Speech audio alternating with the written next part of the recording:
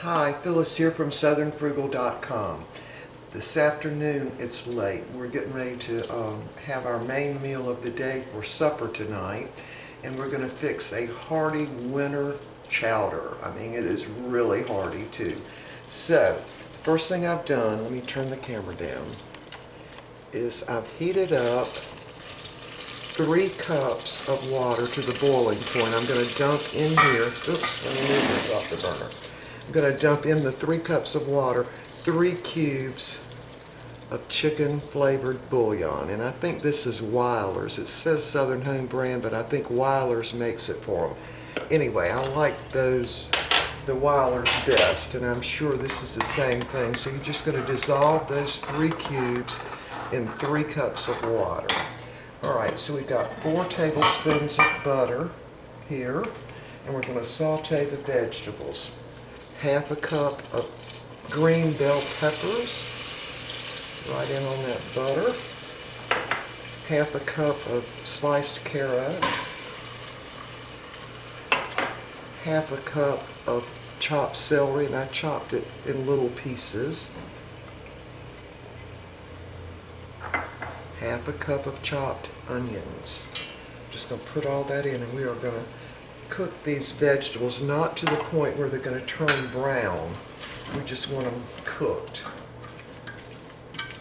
And this is probably going to take about 20 minutes. Now the hardest part about making this chowder is chopping up everything. But once you get everything chopped up, which you can do ahead of time, which is what I did, and it only takes a short while after that. So we're going to let these vegetables cook. I've got them on medium. Oh, sorry, you couldn't see. There. I'm going to let them cook for about 20 minutes. I've got my bouillon dissolving in the boiling water, and I've also cooked separately. That's about a cup or a little over a cup of potatoes just cubed up small. And I like to cook them ahead of time, because if you cook them in with everything else, they kind of taste like everything else, and I want them to taste like potatoes. And those are the red potatoes. I'm using those because I'm planning to freeze part of this for another meal. Alright, so we're going to saute these until they wilt all down and get almost completely done. And we'll be back. Let me show you a close-up of that. There. Alright, we'll be back. In the meantime, I'm going to move y'all over on the other side of the counter, and we're going to fix the salad. So we'll be right back. Alright, I've moved y'all over on the other side, and we're going to fix this salad. Now this is going to be, I just call it a wilted kale salad. Now this is not baby kale, it's regular kale. Let me move y'all closer. There. Alright, so it's thoroughly washed, and I've picked out all the stems. So the first thing I'm going to do is add some salt to it.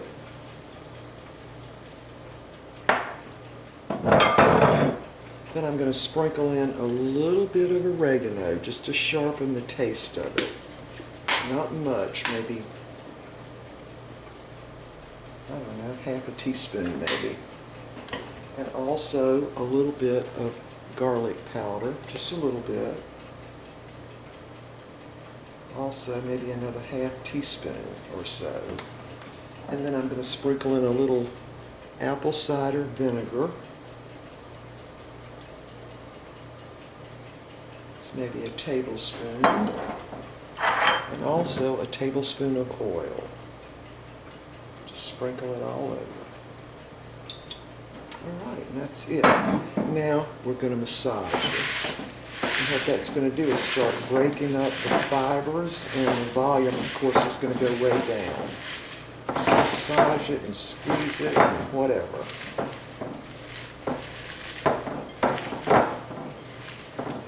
We had some peaches yesterday, some canned peaches, and I think what I'm going to do with those leftover is just put them right on top of the salad. Nice and healthy. I'm still just squeezing it and massaging. See how the volume went down?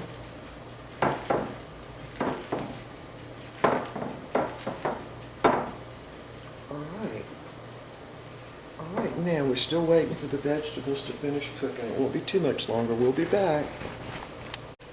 Our vegetables have cooked all down now, and the next thing we're going to do is just scrape those vegetables up to the side a little bit and let that, what now is clarified butter, kind of get down in the middle there. And we're going to add 1/3 of a cup of all-purpose flour right in the middle of that. Just let it soak up all that grease or butter. Mix it all around, and we're going to cook this just a little bit more. Get that flour cooked. The flour is going to be the thickener for this. Alright, so we're going to let this cook about 5 minutes like this, and we'll be back. Alright, this flour has been cooking now for about 5 minutes. Now we're going to add the 3 cups of chicken bouillon. And I did heat that water up in the microwave. We're going to just stir that around, and we're going to bring this back up to a boil and let it get thick. Actually, we can go ahead and put in our potatoes now too. So this again was a little over a cup of potatoes that were just cubed up and cooked.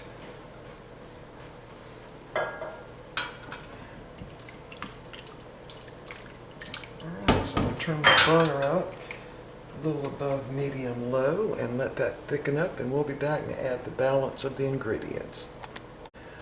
At this point, the chowder has come up to a boil. You see how thick it is? So what we're going to do now is add 1/2 cup of whole milk. Just dump it in. Stir that around.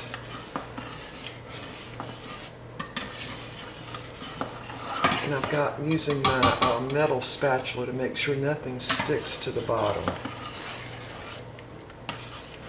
Alright.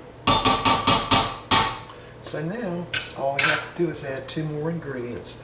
This is 3 cups of shredded cheddar cheese. I know. Remember I told y'all it was a hearty chowder.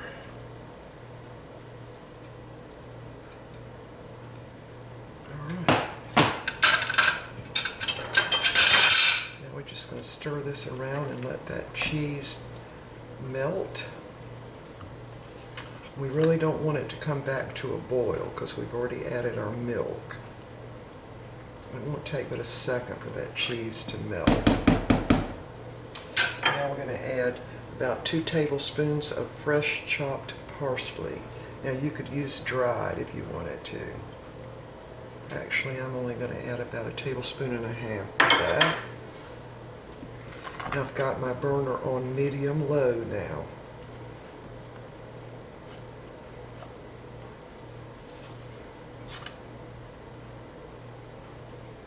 Alright, and there it is. So now what we're going to do is turn this burner down all the way to low, and because I do not want it to boil. And then we're just going to let it sit here and just, get a little warmer, and I'm going to fix the tea and get our salad ready. So we'll be back and I'll show you what everything looks like on the plate. Alright, we are ready to eat. Here's the chowder. Let y'all see a close-up of that. And I'm serving this with some of the soft fry bread, and there's the kale salad with peaches on top, and we have enough for that to have it again for another meal maybe tomorrow. There's my plate. Now these bowls are holding about 1.5 cups, so this chowder would serve 3 adults, but it would also serve 2 adults and 2 children. Okay, there it is. Got our tea ready. So we're all ready to eat, and this is our main meal of the day. And let me show you outside. It's already dark, and it's very cloudy and rainy and super cold. So this makes a perfect cold night winter meal. All right, we will see y'all next time.